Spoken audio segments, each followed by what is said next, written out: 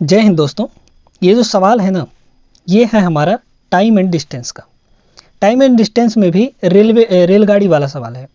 तो रेलगाड़ी वाला जो सवाल होता है उसमें जो है स्टूडेंट काफ़ी परेशान होते हैं, काफ़ी ज़्यादा उसमें कंफ्यूज रहते हैं कि कब क्या करना है, कैसे करना है, कंफ्यूज हो जाते हैं। तो इस सवाल को देख लीजिए, कैसे करना है अच्छे से समझ लीजिए, और इस तरह का प्रश्न जो भी होगा ना, आपसे गारंटी है कि बन जाएगा ये सवाल समझने के बाद। एक सवाल इसके बाद हम और करवाएंगे, ऐसा ही होगा। तो ऐसा सवाल समझ लीजिए कैसे करना है, ध्यान से देखते जाइएगा। क्या दिया है इस प्रश्न में? एक रेलगाड़ी 150 मीटर लंबे पुल को 15 सेकंड में तथा उस पर खड़े व्यक्ति को 9 सेकंड में पार करती है। तो रेलगाड़ी एक समान गति से चल रही है, तो बताना है कि रेलगाड़ी की लंबाई क्या होगी। ठीक है, बहुत ही शानदार सवाल है। इसका ट्रिक भी हम बताएंगे कैसे करना है आपको, और इसका कॉन्सेप्ट भी हम लोग सीखेंगे। तो दो चीज़ें यहाँ पर जानिए। देखिए, पहला जो चीज़ है ये है कि एक रेलगाड़ी अगर किसी पेड़ को, व्यक्ति को, खंभे को पार कर रही है, मतलब जिसकी लंबाई नगण्य है, ना के बराबर है, उसको अगर रेलगाड़ी पार कर रही है, तो रेलगाड़ी को उस वस्तु को पार करने के लिए अपनी लंबाई के बराबर दूरी चलनी पड़ेगी। यानी ऐसे वस्तुओं को जिनकी लंबाई नगण्य है, उन वस्तुओं को पार करने की रेलगाड़ी को खुद की लंबाई पार करनी पड़ती है। मतलब खुद की लंबाई के बराबर डिस्टेंस कवर करना पड़ता है। समझ में आया? तो जब किसी व्यक्ति को हो गया, किसी पेड़ को हो गया, किसी खंभे को हो गया, तो उनको अगर पार करेगी तो डिस्टेंस उस टाइम पर क्या होगा? उस टाइम पर जो डिस्टेंस होगा वो होगा दोस्तों रेलगाड़ी की लंबाई, यानी लेंथ ऑफ ट्रेन। ठीक है, इस केस में लेंथ ऑफ ट्रेन हो जाएगा। ठीक ना, लेंथ ऑफ ट्रेन। चलिए, अच्छा, दूसरा केस ये बनता है कि अगर किसी पुल को पार करने के लिए हो गया, किसी सुरंग को पार करने के लिए हो गया, किसी प्लेटफॉर्म को पार करने के लिए हो गया, तो अगर कोई रेलगाड़ी ऐसे वस्तुओं को पार कर रही है, ऐसे चीज़ों को पार कर रही है जिनकी लंबाई या तो ट्रेन के बराबर है, या ट्रेन से थोड़ी बहुत छोटी है, या ट्रेन से बड़ी है, उनको पार करने के लिए ट्रेन को अपनी लंबाई के साथ साथ उसकी लंबाई भी पार करनी होती है जिसको वो पार कर रही है। जैसे मान लीजिए, अगर एक रेलगाड़ी प्लेटफॉर्म को पार कर रही है, तो उस टाइम पे जो डिस्टेंस कवर्ड होगा वो होगा एक तो ट्रेन की लंबाई, है ना, एक तो ट्रेन की लंबाई, और प्लस प्लेटफॉर्म को पार कर रही है तो प्लेटफॉर्म का भी लंबाई हो जाएगा, उसमें जुड़ जाएगा। तो ध्यान रखिएगा कि अगर कोई पुल हो गया, या फिर कोई दूसरी ट्रेन हो गई, प्लेटफॉर्म हो गया, टनल हो गया, सुरंग मतलब टनल, इनको अगर पार कर रही है तो उसको कितना डिस्टेंस कवर करना पड़ता है? उसको ट्रेन की लंबाई के साथ साथ, खुद की लंबाई के साथ साथ जिसको वो पार कर रही है उसकी लंबाई भी कवर करनी पड़ती है। ध्यान रखेंगे इन दोनों चीज़ों को। ठीक है, अब इसी पर आधारित ये प्रश्न है हमारा, ध्यान से समझिएगा इसको कैसे करना है। ठीक है, देखिए, यहाँ पर एक रेलगाड़ी 150 मीटर लंबे पुल को 15 सेकंड में पार कर रही है। अब पुल है तो 15 सेकंड में पार कर रही है, मतलब उस 15 सेकंड में रेलगाड़ी पुल की भी लंबाई पार कर रही है और साथ में अपनी भी लंबाई को पार कर रही है। देख लीजिए ना भाई, डिस्टेंस कितना हो जाएगा?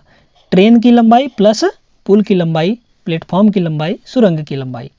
तो आप लोग जानते हैं कि जो स्पीड होता है, स्पीड इक्वल टू कितना होता है? डिस्टेंस अपॉन टाइम, ये होता है। देख लीजिए, तो यहाँ से 15 सेकंड में पार कर रही है ना, तो इस केस में जो डिस्टेंस होगा वो ट्रेन की लंबाई प्लस ये क्या है? पुल है ना, तो पुल मतलब ब्रिज की लंबाई, और अपॉन में टाइम कितना लगा? 15 सेकंड का। ठीक है, ये स्पीड हो गई ट्रेन की। किस कंडीशन में? जब वह पुल को पार कर रही है। अब यहाँ पर देखिए, व्यक्ति को पार कर रही है तो 9 सेकंड लग रहा है, व्यक्ति को पार करने में 9 सेकंड। तो व्यक्ति को पार करने में जो डिस्टेंस कवर करेगी वो सिर्फ अपनी लंबाई को कवर करेगी, यानी ट्रेन की लंबाई, और इसमें उसको कितना, व्यक्ति को पार करने में कितना सेकंड लग रहा है? 9 सेकंड। तो ये भी एक स्पीड हो गया, ये भी, दोनों एक ही ट्रेन की स्पीड है, तो दोनों को बराबर कर दीजिए। यहाँ से आपका वैल्यू किसका निकल जाएगा? ट्रेन की लंबाई का। ठीक है, कैसे निकलेगा देखिएगा।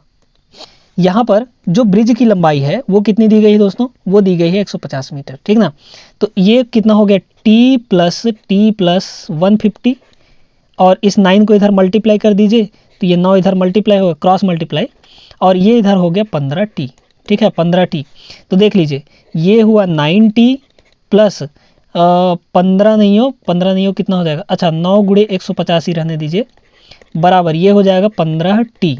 देख लीजिए अब इस 9t को उधर ले जाएंगे तो घट जाएगा, कितना हो जाएगा ये 15t में से 9t घटा तो 6t आ जाएगा, और इधर क्या बचा 9 गुणे 150। काटिए, इसको काटेंगे तो एक काम करिए, काट दीजिए ना इसको, देखिए कितना हो जाएगा, 3 से कटेगा, 3 दूना के 6 और 3 तिया के 9, है ना। अब इसको 2 से काट दीजिए, तो 2 से ये कटेगा तो कितना हो जाएगा 75, है ना, 75 हो गया। तो 3 गुणे 75 मतलब t का वैल्यू 75 और 3 का गुणा करेंगे तो 3 पचे 15, 15 के 5 हासिल 2 और 3 सत्ते 21, 21 1, है ना, एक ही बचेगा हासिल, तो 3 सत्ते 21, 1 22 यानी 225 मीटर। ट्रेन की लंबाई कितनी आ जाएगी दोस्तों, 225 मीटर आ जाएगी। समझ में आ गई बात कि नहीं।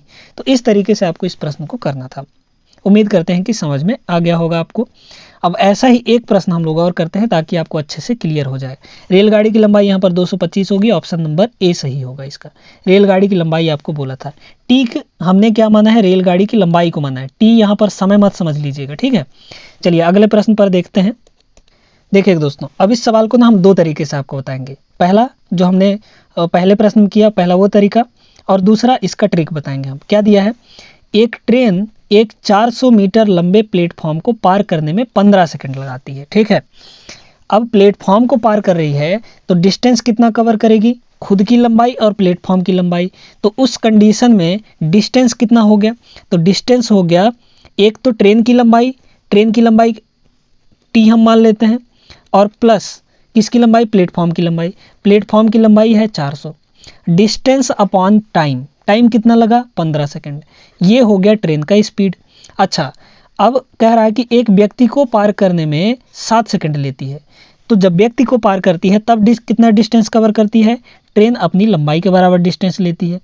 इसमें समय कितना लग रहा है 7 सेकंड का, यानी t/7। यहाँ से भी स्पीड आया, दोनों स्पीड तो इक्वल है ना, स्पीड तो एक ही ट्रेन का है, वही ट्रेन का है, चाहे हम इस चीज़ से निकालें चाहे इस चीज़ से निकालें, तो स्पीड दोनों सेम हो गए, एक ही ट्रेन का है तो सेम हो गया, स्पीड इक्वल कर दिए हम।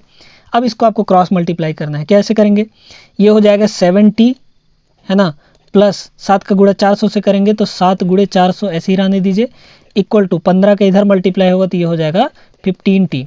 7t को उधर ले जा घटा दीजिए, कितना हो जाएगा, इधर बचा हमारा 7 गुणे 400 और बराबर इधर ये हो गया कितना 7t उधर जाके घट जाएगा तो 8t आ जाएगा, है ना। 15t में से 7t घटा तो 8t, 8 से इसको काट दीजिए, 8 पंचे 40, 50 आ गया, है ना।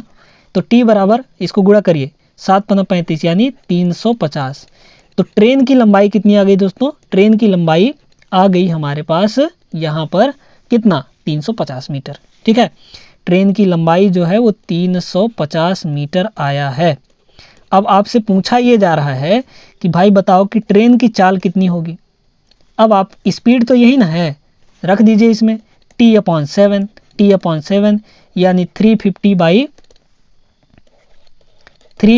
बाई कितना 7, यानी ये आ जाएगा 7 पंजा 35, 50 मीटर पर सेकंड। अभी आया है मीटर पर सेकंड में। अब इसको क्योंकि लंबाई मीटर में दिया था और टाइम जो है सेकंड में, तो ये मीटर पर सेकंड में आया है। अब यहाँ पर ऑप्शन में तो है नहीं ऐसा कुछ, इसको आपको बदलना पड़ेगा किलोमीटर पर आवर में। तो किलोमीटर पर आवर में बदलने के लिए हम क्या करते हैं, 18/5 से मल्टीप्लाई करते हैं, ठीक है।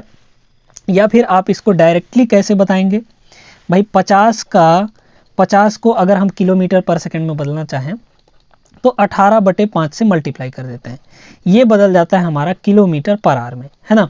काटिए इसको, 10 पचे 50, 18 दाहम 180 किलोमीटर पर आवर इसका आंसर हो जाएगा, ऑप्शन नंबर सी।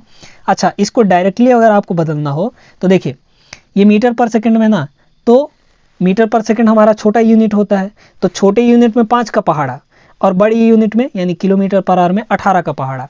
देखिए 5 का पहाड़ा में कितनी बार पढ़ेंगे तो 50 आएगा, तो 5 दाहम 50, है ना। 5 का पहाड़ा 10 बार पढ़ेंगे तो 50 आएगा।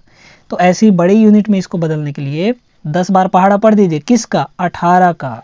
तो 18 दाहम कितना हो जाएगा? सीधा सीधा 180 किलोमीटर पर आवर, है ना, किलोमीटर पर आवर, ये इसका आंसर हो जाएगा। आ गया ये, ठीक है। अब ये तो हो गया हमारा थोड़ा सा लेंदी तरीका। अब आपको यहाँ पर इसका ट्रिक बताते हैं, ध्यान से समझिएगा। यहाँ पर देखिए दोस्तों, बड़े ही आराम से समझा रहे हैं हम आपको। क्या दिया है? प्लेटफॉर्म दिया है, ठीक ना। ये हमारा प्लेटफॉर्म का लंबाई हो गया, ध्यान से समझिएगा, प्लेटफॉर्म का लंबाई। यहाँ से प्लेटफॉर्म शुरू होता है, यहाँ तक है प्लेटफॉर्म। अब कोई भी ट्रेन प्लेटफॉर्म को कब पार कर लेगी? तभी पार करेगी जब उसका अंतिम डिब्बा का अंतिम छोर यहाँ पर पार कर जाएगा। ये है हमारे पास ट्रेन, है ना, ट्रेन पार कर चुकी है, इसका इंजन ये रहा, यहाँ पर है इंजन, और अब इस कंडीशन में प्लेटफॉर्म को पार कर चुकी है। समझ में आया? ये है ट्रेन की लंबाई और ये है प्लेटफॉर्म की लंबाई। समझ में आया? अच्छा, कह रहा है प्लेटफॉर्म जो है 400 मीटर लंबा है, मतलब यहाँ से लेकर यहाँ तक 400 मीटर लंबा है। अब एक बात बताइए, प्लेटफॉर्म को पार कब करेगी? जब वो टोटल इतना डिस्टेंस कवर कर लेगी, है ना। इसका इंजन यहाँ से शुरू किया पार करना और कहाँ तक पहुँच गया? यहाँ तक। मतलब उसका जो इंजन है वो कितना डिस्टेंस लिया? तो प्लेटफॉर्म प्लस ट्रेन की लंबाई यानी P प्लस टी, है ना। अगर उसको किसी व्यक्ति को पार करना हो तो सिर्फ अपनी लंबाई को पार करेगी, है ना। अब देखिए यहाँ पर ये कह रहा है भाई कि इसको थोड़ा सा मिटाते हैं। यहाँ पर देखिए प्लेटफॉर्म की लंबाई तो 400 दिया है, 400 मीटर दिया हुआ है ना। और कह रहा है कि इसको ट्रेन को पार करने के लिए 15 सेकंड लगा। मतलब यहाँ से यहाँ तक जाने में उसको कितना लगा? 15 सेकंड लगा, 15 सेकंड लगा। और कह रहा है एक व्यक्ति को पार करने में 7 सेकंड लगता है। मतलब अपनी लंबाई को पार करने में कितना लगेगा? 7 सेकंड लगेगा।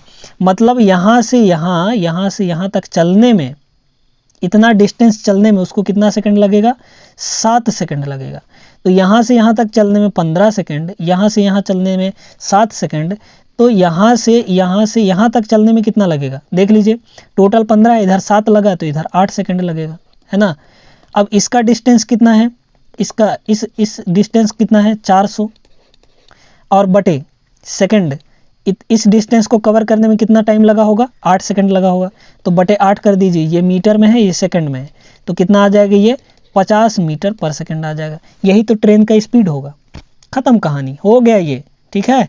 50 मीटर पर सेकंड, इसको बदलेंगे kmph में तो 180 kmph आ जाएगा, किलोमीटर पर आवर, है ना। 10 × 50 तो 18 दाहम 180।